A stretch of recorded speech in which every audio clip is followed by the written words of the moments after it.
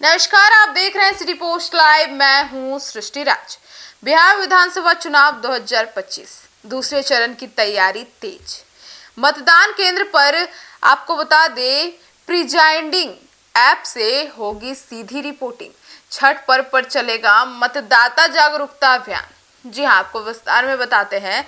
बिहार विधानसभा चुनाव 2025 के दूसरे चरण के मतदान की तारीखें जैसे जैसे नजदीक आ रही है, राज्य निर्वाचन आयोग की तैयारियां जोरों पर पड़ चुकी है।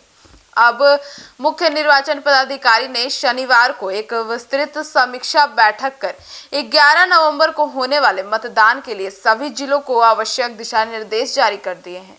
इस बैठक में मतदाता सुविधा, तकनीकी प्रबंधन, सुरक्षा व्यवस्था और आचार संहिता के पालन पर विशेष चर्चा की गई। इस बार चुनाव आयोग ने तकनीक के जरिए पारदर्शिता और दक्षता बढ़ाने की दिशा में बड़ा कदम उठाया है।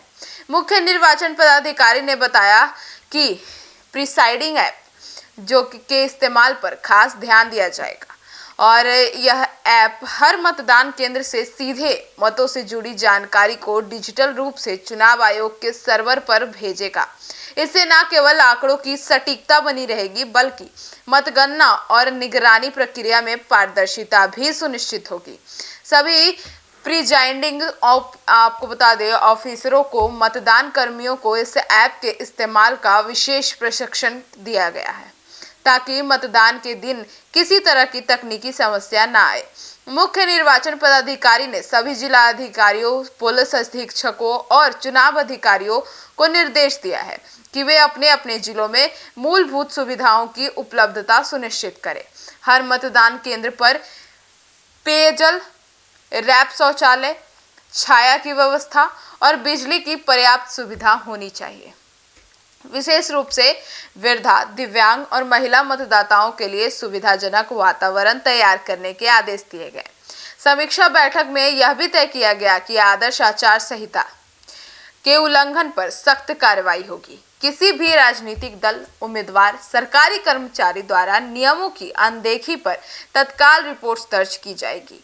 निर्वाचन आयोग ने जिलों को स्पष्ट कहा कि प्रशासनिक और पुलिस तंत्र को चुनाव के दौरान निष्पक्ष रहना होगा और हर कार्रवाई पारदर्शिता के दायरे में होनी चाहिए।